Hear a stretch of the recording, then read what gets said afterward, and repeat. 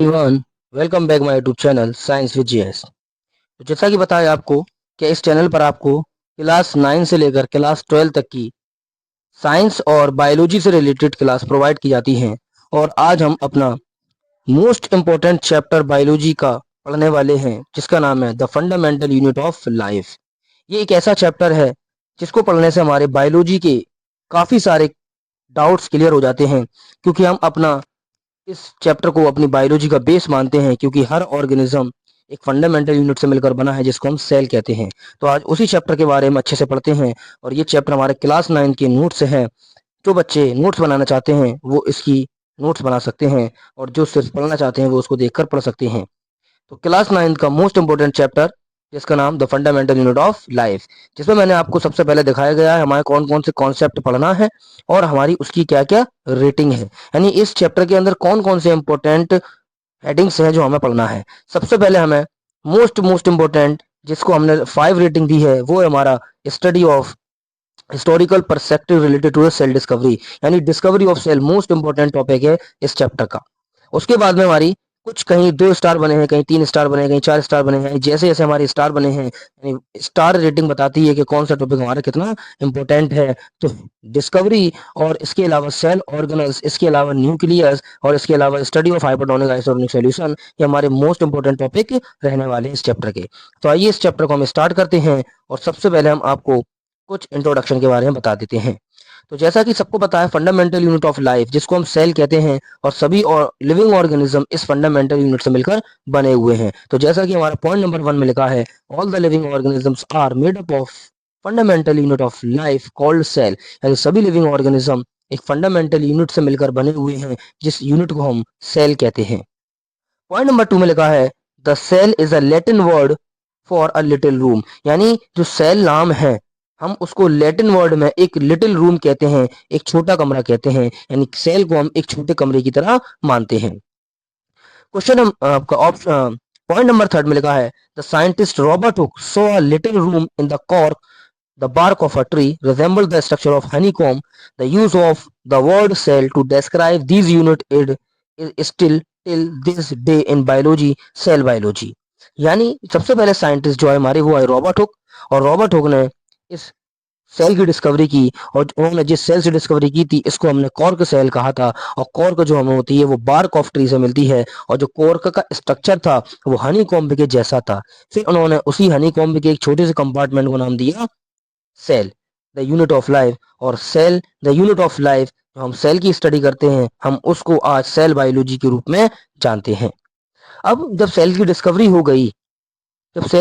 हो गई, लेकिन ये बात याद रखना बच्चों, जो रॉबर्ट हुक ने सेल की डिस्कवरी की थी वो एक लिविंग सेल नहीं थी, वो एक नॉन लिविंग सेल थी। सबसे मोस्ट इंपोर्टेंट पॉइंट ये बनता है, जो रॉबर्ट हुक ने सेल की डिस्कवरी की थी वो कैसी सेल थी, वो एक नॉन लिविंग सेल थी, वो एक लिविंग सेल नहीं थी। तो इसका मतलब ये है कि लिविंग सेल की डिस्कवरी भी किसी न किसी साइंटिस्ट ने की होगी। हाँ, जैसा कि पॉइंट नंबर 5 के अंदर लिखा है, the scientist Leeuwenhoek saw free living cell. Leeuwenhoek ने सबसे पहले फ्री लिविंग सेल को देखा in pond water for the first time. और सबसे पहले इन्होंने पॉन्ड वाटर के अंदर सबसे पहले इन्होंने लिविंग सेल को देखा। और हम एंटन वॉन लीवेनहॉक को फादर ऑफ माइक्रोबायोलॉजी कहते हैं। यानी इन्होंने माइक्रोबायोलॉजी का स्टडी की थी, ये माइक्रोब्स के बारे में पढ़ा करते थे। तो ये डिस्कवरी थी हमारी सेल की। आगे हम बात करते हैं अपने पॉइंट नंबर 4 के बारे में। The compound microscope consist eyepiece objective lens and condenser to observe a cell after putting a drop of saffron in for plant cell and methylene blue for animal cell. यानी जब cell की discovery हो गई, तो cell की discovery जो की थी, तो एक कंपाउंड माइक्रोस्कोप, फिर कंपाउंड माइक्रोस्कोप आया, और कंपाउंड माइक्रोस्कोप के अंदर आई पीस लगा होता है, ऑब्जेक्टिव लेंस लगा होता है, और कंडेंसर लगा होता है। और हम प्लांट की भी स्टडी करते हैं और हम एनिमल की स्टडी भी करते हैं। तो प्लांट सेल के लिए हम कौन सी डाई का यूज करते हैं, वो हम करते हैं सेफरन का यूज करते हैं। और एनिमल सेल के लिए हम मिथाइलिन ब्लू का यूज करते हैं। इस लाइन से हमारे मोस्ट इंपोर्टेंट क्वेश्चन ये बन सकते हैं कि प्लांट सेल के लिए कौन सी डाई का यूज करते हैं, और एनिमल सेल के लिए हम कौन सी डाई का यूज करते हैं।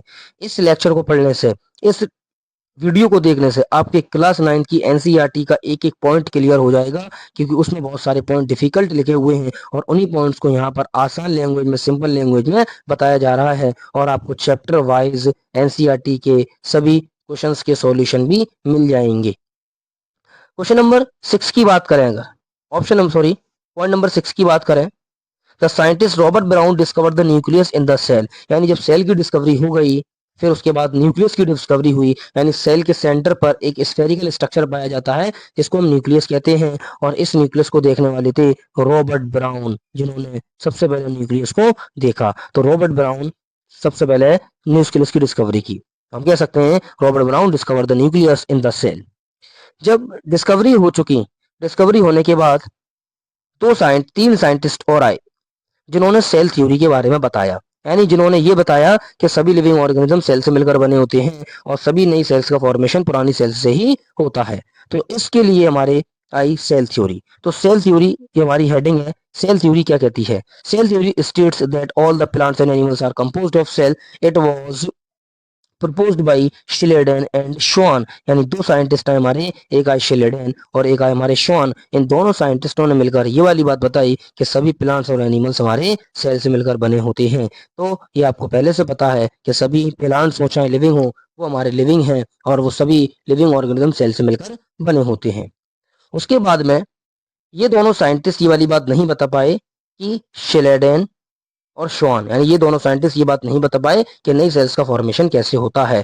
तो इसको बताने के लिए आए एक साइंटिस्ट जिसका नाम था रुडोल्फ विर्चो, और रुडोल्फ विर्चो ने आकर सेल थ्योरी को मॉडिफाई किया। तो पॉइंट नंबर 8 में लिखा है, the cell theory was further expanded by Virchow suggesting that all cells arise from the pre existing cell, यानी रुडोल्फ विर्चो ने बताया कि सभी सेल्स हमेशा पुरानी सेल से ही अराइज होती हैं, पुरानी सेल से ही फॉर्म होती हैं, तब जाकर हमारी सेल थ्योरी कंप्लीट होती है। उसके बाद में अपने हम आगे पॉइंट की बात करें, the cells differ in size shape structure, जैसे कि onion peel, various cells in one body, types of cells, onion cells, smooth muscle cell, blood cells, bone cells, fat cells, nerve cell, ovum, sperm etcetera. Each kind of cell perform specific function. तो यानी हमारी जो point ये वाला हमारा main point ये है कि सेल का साइज और शेप कैसा होता है। तो याद रखना, सेल का शेप और सेल का साइज सब सेल का अलग अलग होता है, चाहे वो एक ऑनियन सेल हो, चाहे वो एक स्मूथ मसल की सेल हो, चाहे वो एक ब्लड सेल हो, चाहे वो एक बोन की सेल हो, चाहे वो स्पर्म सेल हो, चाहे वो ओवम सेल हो। मगर याद रखना मोस्ट इंपोर्टेंट पॉइंट ये लिखा हुआ है कि each kind of cell perform specific function, और हर एक सेल अपना अपना एक स्पेसिफिक फंक्शन करती है।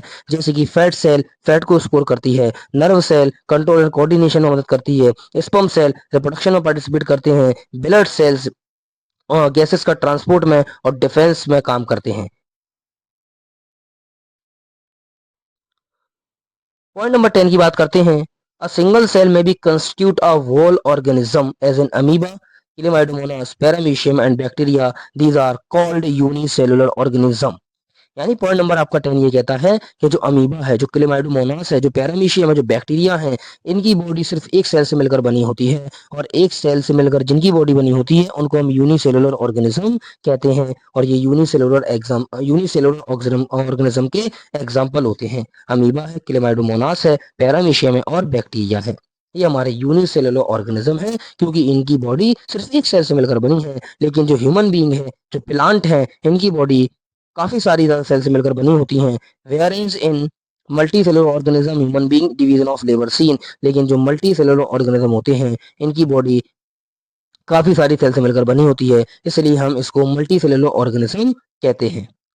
पॉइंट नंबर 11 की बात करें, the feature in almost every cell is same, plasma membrane, nucleus and cytoplasm. यानी जो हम एक सेल की बात करें अगर, तो सेल के अंदर तीन चीजें पाई जाती हैं, एक होती है प्लाज्मा मेम्ब्रेन, एक होता है न्यूक्लियस और एक होता है हमारा उसका साइटोप्लाज्म। तो ये तीन पार्टीशन होते हैं हमारी किसी भी एक सेल की। तो हम बात करते हैं सबसे पहले प्लाज्मा मेम्ब्रेन के बारे में। तो it is the outermost covering of the cell. हम प्लाज्मा मेम्ब्रेन को आउटर मोस्ट कवरिंग कहते हैं क्योंकि ये सेल के बाहर पाई जाती है। It is called selective permeable membrane because it prevent movement of some materials.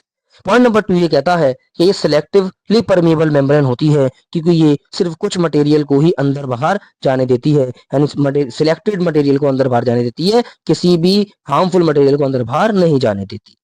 Point number 3 ये कहता है, it help in diffusion and osmosis. Plasma membrane diffusion और ऑस्मोसिस में मदद करती है। आगे हम पढ़ने वाले हैं क्या ऑस्मोसिस और डिफ्यूजन क्या होता है। पॉइंट नंबर 4 ये कहता है डिफ्यूजन, यानी डिफ्यूजन हम पढ़ने वाले हैं आपका डिफ्यूजन के बारे में।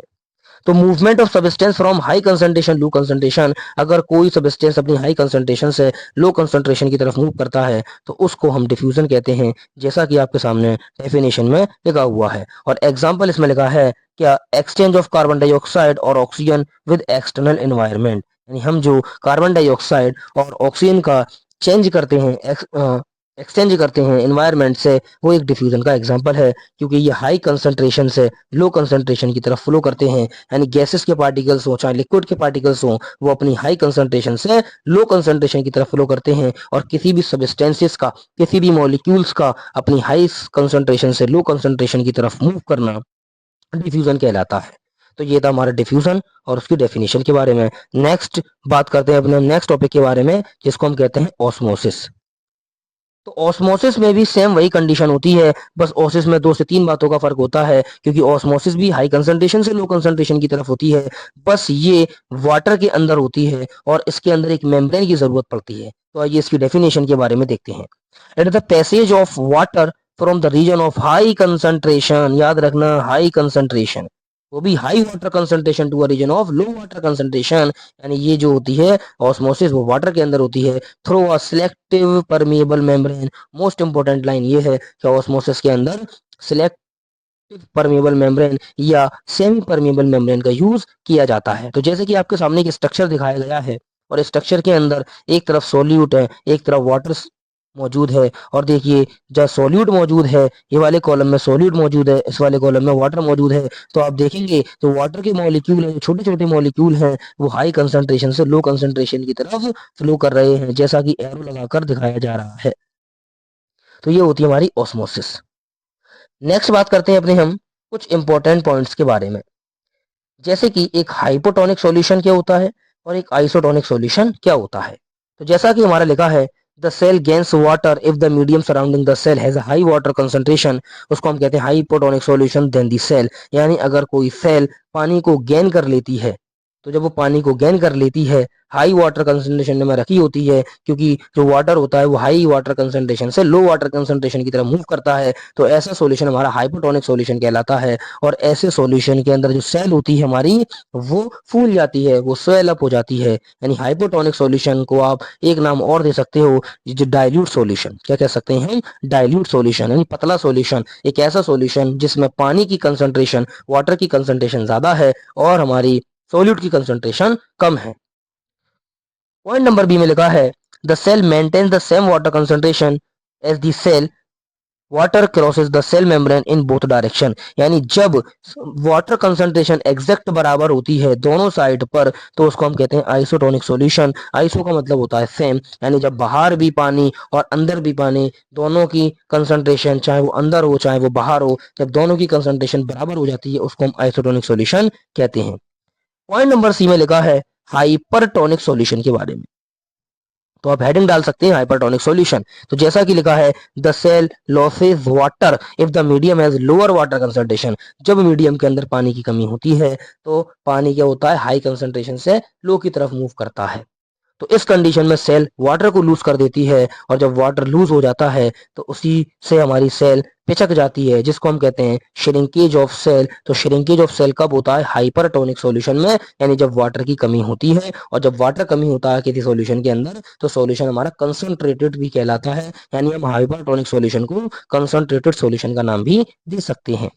एक नोट लिखा है, the cell drinking is endosmosis, cell drinking, जब सेल पानी पीती है तो उसको हम एंडोऑस्मोसिस कहते हैं। और एक पॉइंट और लिखा है, omission of water is called exosmosis, यानी जब पानी अंदर जाता है तो ऑस्मोसिस हुई, लेकिन जब पानी इनसाइड गया तो उसको हमने एंडोऑस्मोसिस नाम दिया, और जब पानी बाहर आ जाता है तो हम उसको एक्सोऑस्मोसिस नाम देते हैं। जब पानी अंदर जाता है तो सेल फूल जाती है, और जब पानी बाहर आता है तो सेल पिचक जाती है। तो ये एक्सोऑस्मोसिस और एंडोऑस्मोसिस की वजह से होता है, जैसे कि आपके सामने स्ट्रक्चर में दिखाया गया है। एक तरफ एंडोसाइटोसिस का प्रोसेस चल रहा है और एक तरफ एक्सोसाइटोसिस का प्रोसेस चल रहा है। एंडोसाइटोसिस में एक्स्ट्रा सेलुलर फ्लूइड सेल के अंदर जा रहा है, और एक्सोसाइटोसिस के अंदर अंदर का फ्लूइड सेल का वो बाहर आ रहा है। तो ये हमारा एंडोसाइटोसिस और एक्सोसाइटोसिस के बारे में।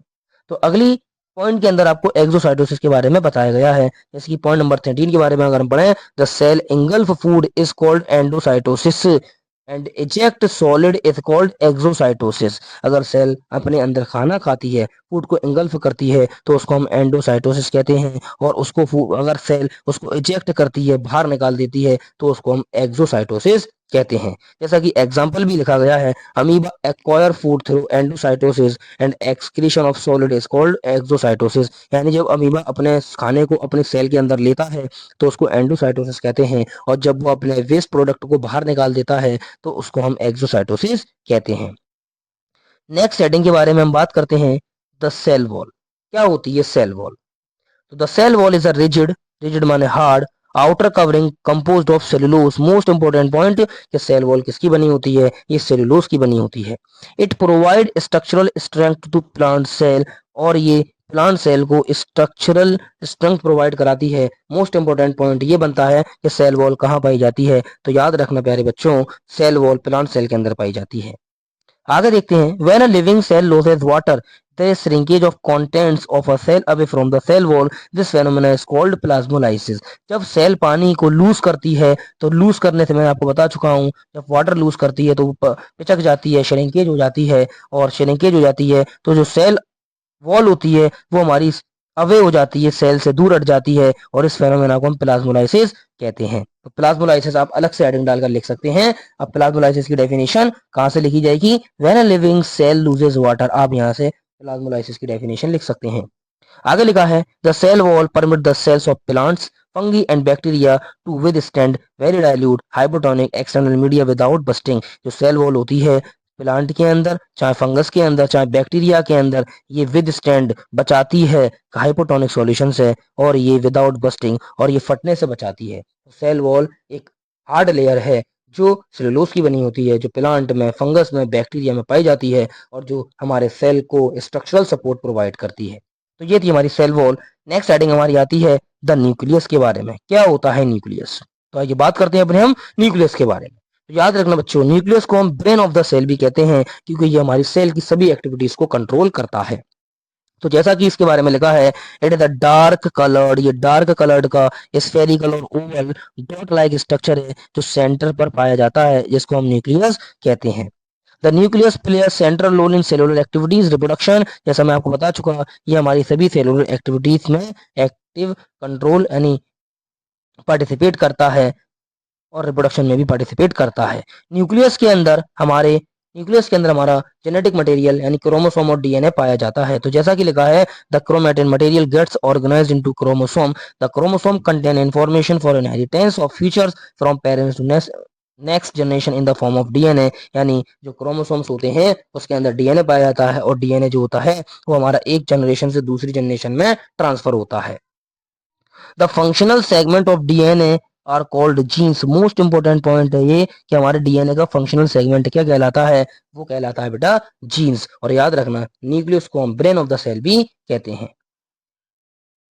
आगे लिखा है, in some organism like bacteria nucleus is not covered by nuclear membrane. कुछ ऑर्गेनिज्म के अंदर जो न्यूक्लियस होता है वो कवर्ड नहीं होता, न्यूक्लियर मेम्ब्रेन नहीं पाई जाती, और ऐसी सेल को हम प्रोकैरियोट कहते हैं, या हम उनको प्रोकैरियोटिक सेल कहते हैं। और ऐसे ऑर्गेनिज्म जिनके अंदर न्यूक्लियर मेम्ब्रेन पाई जाती है उनको हम यूकैरियोट कहते हैं। तो जैसा कि लिखा है, the organisms with cell having a nuclear membrane called eukaryote. और जो प्रोकैरियोट के एग्जाम्पल हैं वो किंगडम मोनेरा आता है, और यूकैरियोटिक के अंदर फंगस, प्लांट्स और एनिमल्स आते हैं।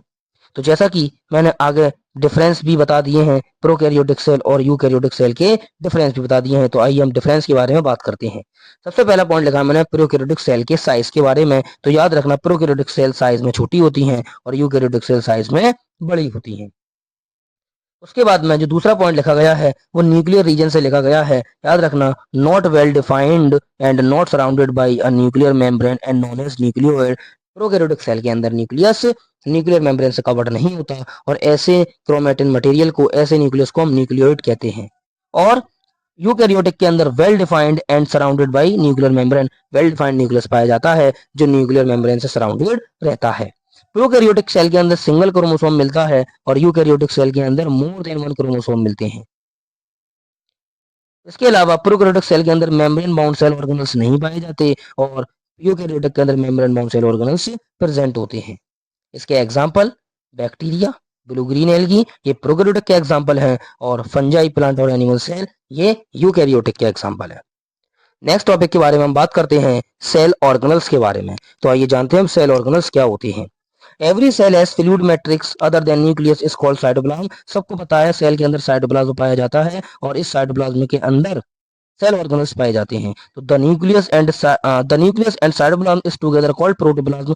न्यूक्लियस और साइटोप्लाज्म को मिलाकर हम बोलते हैं protoplasm. Protoplasm term was coined bye पुरकिंजे। याद रखना, एक साइंटिस्ट थे पुरकिंजे जिन्होंने प्रोटोप्लाज्म टर्म के बारे में बताया था। It has important cell organelles endoplasmic reticulum, Golgi apparatus जिसको हम जीए, लाइसोसोम, माइटोकॉन्ड्रिया, प्लास्टिड और वैक्यूल्स पाए जाते हैं। यानी जो हमारा प्रोटोप्लाज्म है, जो हमारा साइटोप्लाज्म है, इस साइटोप्लाज्म के अंदर इंपॉर्टेंट सेल ऑर्गेनल्स पाए जाते हैं, और ये सेल ऑर्गेनल्स हमारी सेल की काफी सारे कामों को करने में हमारी मदद करते हैं। तो सबसे पहले हम बात करते हैं एंडोप्लाज्मिक रेटिकुलम के बारे में, ईआर। इसको हम शॉर्ट फॉर्म में ईआर भी कहते हैं।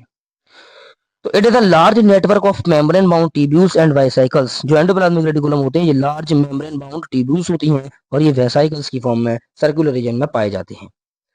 दो टाइप के एंडोप्लाज्मिक रेटिकुलम पाए जाते हैं। तो जैसा कि आपके सामने लिखा है, there are two types of endoplasmic reticulum. पहला है हमारा RER जिसको हम रफ एंडोप्लाज्मिक रेटिकुलम कहते हैं, और एक होता है हमारा SER जिसको हम स्मूथ एंडोप्लाज्मिक रेटिकुलम कहते हैं। तो RER और SER के बारे में लिखा हुआ है। तो it looks rough because ribosomes are attached to its surface. They are sites of protein synthesis. तो RER हम उसको क्यों कहते हैं, क्योंकि इसकी सरफेस पर राइबोसोम पाए जाते हैं, जिसकी वजह से प्रोटीन की सिंथेसिस करते हैं। अगला पढ़ते हैं हम SER के बारे में। It looks smooth because ribosomes are not attached to its surface. They are the site of fat molecule synthesis. तो याद रखना, जो SER होते हैं इन पर राइबोसोम नहीं पाए जाते, और ये राइबोसोम ना पाए जाने की वजह से स्मूथ दिखाई पड़ते हैं, और ये फैट मॉलिक्यूल्स की सिंथेसिस करते हैं। RER प्रोटीन सिंथेसिस करता है, और SER फैट सिंथेसिस करता है। आगे हम कुछ इनकी इंपॉर्टेंट पॉइंट के बारे में पढ़ते हैं।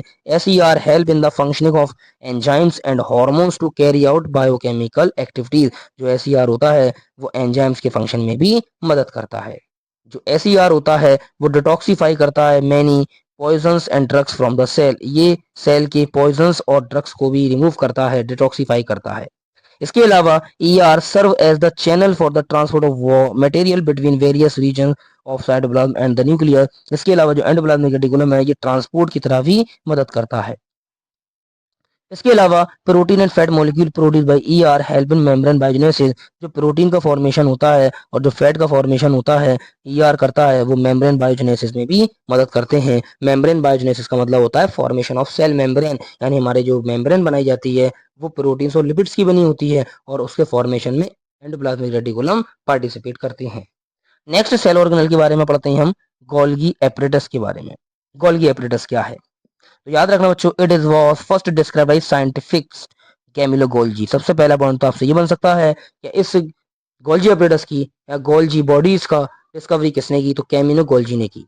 It is the system of membrane bound vesicles called cisternae. जो गोल्जी एपरेटस होता है ये मेम्ब्रेन बाउंड वेसिकल्स वाले स्ट्रक्चर से मिलकर बना होता है, जिसको हम सिस्टर्नी या सिस्टर्न कहते हैं। Function include the storage. जो उसका काम होता है वो होता है स्टोरेज करना, और जो उसका काम होता है वो होता है मॉडिफिकेशन करना, और package of cell product. Cell के अंदर जो प्रोडक्ट होते हैं ये उसको पैक करता है। आगे लिखा है the complex sugars are made from simple sugar in the Golgi apparatus. यानी कॉम्प्लेक्स सुगर हो चाहे सिंपल सुगर हो, जो फ्रॉम सिंपल सुगर, जो सिंपल सुगर से बनती है वो गोल्जी एपरेटस के अंदर ही बनती हैं। इसलिए हम it is also involve in the formation of lysosome. Golgi apparatus lysosome के फॉर्मेशन में भी इन्वॉल्व रहता है। आइए हम नेक्स्ट सेल ऑर्गेनल के बारे में बात करते हैं, उसका नाम है लाइसोसोम्स। लाइसोसोम्स क्या होते हैं? तो lysosomes they contain membrane bound sac with powerful digestive enzymes.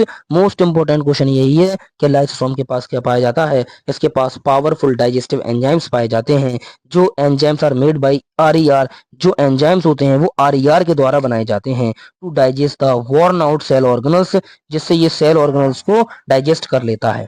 When the cell get damage, lysosome may burst and the enzyme digest their own cell, hence called a suicidal bag of cells. It is waste disposal system of the cell. Most important ये point है आपके कि हम lysosome को suicidal bag of cell भी कहते हैं, और इसको हम disposal system of the cell भी कहते हैं, क्योंकि ये सेल को बचाता है। अगर लाइसोसोम, अगर हमारी सेल डैमेज हो जाती है तो ये अपने एंजाइम्स को बस्ट कर लेता है, और ये खुद को बस्ट कर लेता है, जिससे हमारी सेल का जो गंदगी होती है, जो वेस्ट होता है, वो बाहर निकल जाता है। नेक्स्ट सेल ऑर्गेनल की बात करें, mitochondria. Most most important cell organelle mitochondria, जो हमारी बॉडी के अंदर पावर एनर्जी बनाता है, इसलिए हम इसको पावर हाउस ऑफ सेल भी कहते हैं। आइए बात करते हैं माइटोकॉन्ड्रिया के बारे में। It is covered by double membrane, ये डबल मेम्ब्रेन से कवर्ड होता है।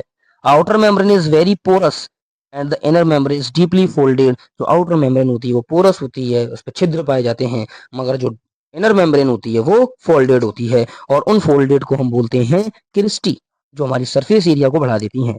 आगे लिखा है this fold create a large surface area for ATP molecule synthesis. तो एटीपी का फॉर्मेशन माइटोकॉन्ड्रिया के अंदर होता है। ATP is the currency of a cell, ATP को हम सेल की एनर्जी करेंसी कहते हैं। Hence the name of mitochondria are called as power house of cell, इसलिए हम सेल को power house of the cell भी कहते हैं, यानी माइटोकॉन्ड्रिया को हम पावर हाउस ऑफ सेल भी कहते हैं। आगे लिखा है mitochondria have their own DNA and ribosomes, therefore they can make their own proteins. Mitochondria के पास अपना खुद का डीएनए पाया जाता है और अपनी खुद की राइबोसोम पाए जाते हैं, जिस वजह से अपनी खुद की प्रोटीन बना लेता है। नेक्स्ट सेल ऑर्गन हमारा प्लास्टिड के बारे में। तो ये प्लास्टिड के बारे में देखते हैं। They are present in only in plant cells, most important point, ये सिर्फ प्लांट सेल में पाए जाते हैं। दे आर टू टाइप्स, एक आपको मैं एग्जांपल और बता देता हूँ, ये प्लांट सेल के साथ यूग्लिना के अंदर भी पाए जाते हैं। जैसा कि आपने देखा ये टू टाइप्स के होते हैं, जिसमें पहला टाइप है क्रोमोप्लास्ट, इनको हम कलर्ड प्लास्टिड्स कहते हैं। इसमें आता है क्लोरोप्लास्ट, जो ग्रीन पिगमेंट रखता है एंड यूजफुल इन फोटोसिंथेसिस, और जो फोटोसिंथेसिस में यूज्ड होता है, and also contain various other pigment like yellow और ऑरेंज। इसके अलावा इसके पास येलो और ऑरेंज कलर के भी पिगमेंट पाए जाते हैं। पॉइंट नंबर 2 है ल्यूकोप्लास्ट, जिसको हम व्हाइट या कलरलेस प्लास्टिड कहते हैं, जो स्टोर करता है मटेरियल सच एज ऑयल को स्टोर करता है, प्रोटीन और फैट को स्टोर करता है। Plastids are also covered by double membranes, ये भी डबल मेम्ब्रेनस होते हैं। The matrix is called stroma, जो प्लास्टिड्स का मैट्रिक्स होता है, जो फ्लूइड होता है, वो स्ट्रोमा कहलाता है। सीट फॉर एंजाइम रिएक्शन, वो एंजाइम के रिएक्शन के लिए हेल्प करता है। Plastids have their own DNA and ribosome, therefore they can make their proteins, यानी माइटोकॉन्ड्रिया की तरह प्लास्टिड के पास भी अपना खुद का डीएनए पाया जाता है और ये अपनी खुद की प्रोटीन भी फॉर्म कर लेता है। नेक्स्ट सेल ऑर्गेनेल है हमारा वैक्यूल्स के बारे में। क्या होती है वैक्यूल्स? तो वैक्यूल्स क्या है? Storage sac for solid liquid content, ये स्टोरेज सैक है। सैक का मतलब होता है बोरा, एक खाली जगह जहां पर हम लिक्विड कंटेंट को भरते हैं, अपने वेस्ट प्रोडक्ट को भरते हैं। They are small size in animals, ये वैक्यूल का साइज एनिमल सेल के अंदर छोटा होता है, while plant cells have large, और प्लांट के अंदर बड़ा होता है। में ऑक्यूपाई 50 to 90% वॉल्यूम, जो प्लांट सेल के अंदर वैक्यूल होती है वो प्लांट सेल का लगभग 50 से 90% वॉल्यूम को कवर कर लेती है। आगे बात करते हैं help to provide turgidity and rigidity to the cell, ये हमारी सेल को टर्गिडिटी, लचीलापन और रिजिडिटी प्रोवाइड कराती है। Many substance like amino acids, sugars, inorganic acids and proteins are stored in vacuole. Vacuole के अंदर जितने भी वेस्ट प्रोडक्ट होते हैं, वेस्ट प्रोडक्ट के साथ साथ एमाइनो एसिड्स हैं, शुगर के मॉलिक्यूल हैं, ऑर्गेनिक एसिड हैं, ये स्टोर हो जाते हैं। अमीबा के अंदर in amoeba food vacuole specialized to play in important role, amoeba के अंदर फूड वैक्यूल पाई जाती हैं जो अमीबा के फूड के डाइजेशन में मदद करती हैं। अब आगे एक पॉइंट लिखा है सेल। क्या होती है सेल? सब जानते हैं, cell is the structural fundamental and unit of living organism, help in respiration, obtaining nutrition and clearing waste material और फॉर्मिंग न्यू प्रोटीन। सेल जो होती है वो स्ट्रक्चरल, फंडामेंटल, बेसिक और फंक्शनल यूनिट होती है किसी भी लिविंग ऑर्गेनिज्म की, जो रेस्पिरेशन में मदद करती है, जो न्यूट्रिशन में मदद करती है, इसके अलावा जो और अदर सारे फंक्शंस भी करती है और प्रोटीन्स की बनाने में हमारी मदद करती है। तो आइए बात करते हैं अपने हम नेक्स्ट टॉपिक में difference between plant and animal cell के बारे में। तो हमारे एक तरफ लिखा है प्लांट सेल, एक तरफ लिखा हमारा एनिमल सेल। तो एनिमल सेल और प्लांट सेल में क्या डिफरेंस होते हैं? सबसे पहली बात करें, एनिमल सेल के अंदर सेल वॉल एब्सेंट होती है और प्लांट सेल में सेल वॉल प्रेजेंट होती है। दूसरी बात, plasma membrane is the outer layer which provide turgidity to the cell, इसके अंदर से प्लाज्मा मेम्ब्रेन पाई जाती है जो सेल को टर्गिडिटी प्रोवाइड करती है, क्योंकि एनिमल सेल में सेल वॉल नहीं पाई जाती, सिर्फ सेल मेम्ब्रेन पाई जाती है। लेकिन प्लांट सेल के अंदर सेल वॉल होती है, वो आउटर लेयर होती है और वो टर्गिडिटी और रिजिडिटी प्रोवाइड कराती है। इसके अलावा थर्ड पॉइंट लिखा है vacuoles are small in size, यानी एनिमल में वैक्यूल छोटी होती है और प्लांट में वैक्यूल बड़ी होती है। एनिमल के अंदर प्लास्टिड नहीं पाए जाते और प्लांट के अंदर प्लास्टिड्स पाए जाते हैं। एनिमल सेल के अंदर न्यूक्लियस जो होता है वो सेंटर रीजन पर होता है, और प्लांट सेल के अंदर जो न्यूक्लियस होता है वो सेंटर रीजन पर नहीं होता, क्योंकि वैक्यूल्स जो होती है वो 50 to 90% वॉल्यूम घेर लेती है, जिसकी वजह से प्लांट सेल का न्यूक्लियस जो होता है वो थोड़ा सा सेंटर से अवे कर जाता है। तो ये थे प्लांट सेल और एनिमल सेल की डिफरेंस के बारे में।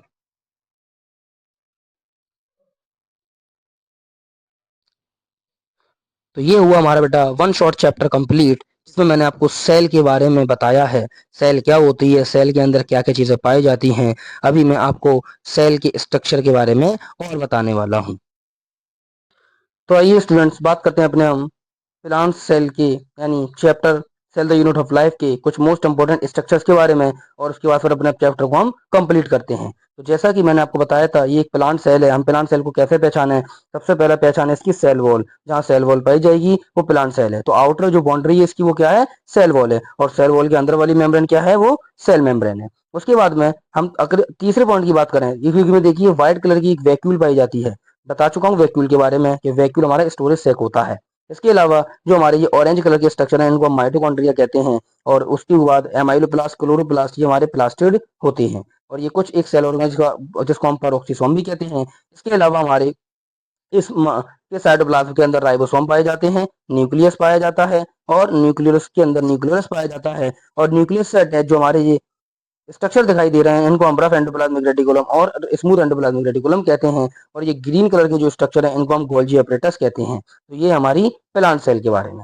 उसके बाद बात करते हैं अपनी हम एनिमल सेल के बारे में। तो पहले पढ़ लेते हैं माइटोकॉन्ड्रिया के बारे में। क्या होता है माइटोकॉन्ड्रिया? पता है आपको? माइटोकॉन्ड्रिया को हम पावर हाउस ऑफ सेल भी कहते हैं। Mitochondria are eukaryotic organelles that make chemical energy via aerobic cellular respiration. तो माइटोकॉन्ड्रिया के बारे में, माइटोकॉन्ड्रिया अपने खुद के राइबोसोम रखता है। माइटोकॉन्ड्रिया के पास अपना खुद का मैट्रिक्स पाया जाता है। माइटोकॉन्ड्रिया के पास अपना खुद का डीएनए पाया जाता है। माइटोकॉन्ड्रिया की एक इनर मेम्ब्रेन होती है और एक आउटर मेम्ब्रेन होती है। जो इनर मेम्ब्रेन है देखिए फोल्डिंग बनाती है जिसको हम क्रिस्टी कहते हैं। और माइटोकॉन्ड्रिया की जो दो मेम्ब्रेन होती है उनके बीच के स्पेस को हम इंटर मेम्ब्रेन स्पेस कहते हैं। तो ये हमारा माइटोकॉन्ड्रिया का स्ट्रक्चर। इस स्ट्रक्चर को अपनी नोटबुक पर बना लीजिए। उसके बाद बात करते हैं अपने हम एनिमल सेल के स्ट्रक्चर के बारे में। तो एनिमल सेल का स्ट्रक्चर ये रहा। तो एनिमल सेल के अंदर भी वही चीजें पाई जाती हैं, सिर्फ सेल वॉल नहीं पाई जाती और हमारे प्लास्टिड नहीं पाए जाते। तो जैसा कि लिखा, सबसे पहले आउटर मेम्ब्रेन सेल मेम्ब्रेन पाई जाती है। उसके बाद में ये छोटी छोटी ग्रीन ग्रीन कलर की वैक्यूल पाई जाती हैं जो हमारे वेस्ट को स्टोर करती हैं। और इसके अलावा सेंटर पर ये येलो कलर का न्यूक्लियस है, और न्यूक्लियस के अंदर न्यूक्लियोलस पाया जाता है, और ये न्यूक्लियर की मेम्ब्रेन पाई जाती है। इसके अलावा लाइसोसोम पाए जाते हैं, साइटोप्लाज्म पाया जाता है, राइबोसोम्स पाए जाते हैं, रफ एंडोप्लाज्मिक रेटिकुलम और गोल्जी अपरेटस पाया जाता है। और ये रेड कलर के जो है हमारे माइटोकॉन्ड्रिया हैं, ये स्मूथ एंडोप्लाज्मिक रेटिकुलम है। और ये सेंट्रोसोम पाए जाते हैं जो हमारे सेल डिवीजन में हेल्प करते हैं। तो ये हमारा structure of animal cell. Next की बात करते हैं अपने हम क्लोरोप्लास्ट के बारे में। तो क्लोरोप्लास्ट बताया था माइटोकॉन्ड्रिया की तरह होता है। इसकी भी दो मेम्ब्रेन होती हैं, एक इसकी ये आउटर मेम्ब्रेन है और ये एक इनर मेम्ब्रेन है। इसके अंदर क्या होता है? ग्रेनम पाए जाते हैं, एक थाइलोकॉइड पाए जाते हैं, और इसका जो स्ट्रोमा, जो फ्लूइड होता है वो स्ट्रोमा कहलाता है। और जो इसके स्ट्रोमा को कनेक्ट करते हैं, स्ट्रोमा के अंदर राइबोसोम होते हैं, और ये थैलेकॉइड को कनेक्ट करने वाली मेम्ब्रेन को हम स्ट्रोमा लेमली कहते हैं। और यही जो सिक्के लाइक संरचना है इनको हम थाइलोकॉइड कहते हैं। और जब थाइलोकॉइड एक दूसरे के ऊपर अरेंज हो जाते हैं इन्हीं को हम ग्रेनम बोल देते हैं। यानी इसी क्लोरोप्लास्ट के अंदर हमारी फोटोसिंथेसिस होती है। नेक्स्ट स्ट्रक्चर के बारे में हम बात करते हैं, न्यूक्लियस ऑफ द सेल यानी ब्रेन ऑफ द सेल। तो न्यूक्लियस के अंदर सबसे पहले सेंट्रल रीजन पर देखिए एक न्यूक्लियोलस है।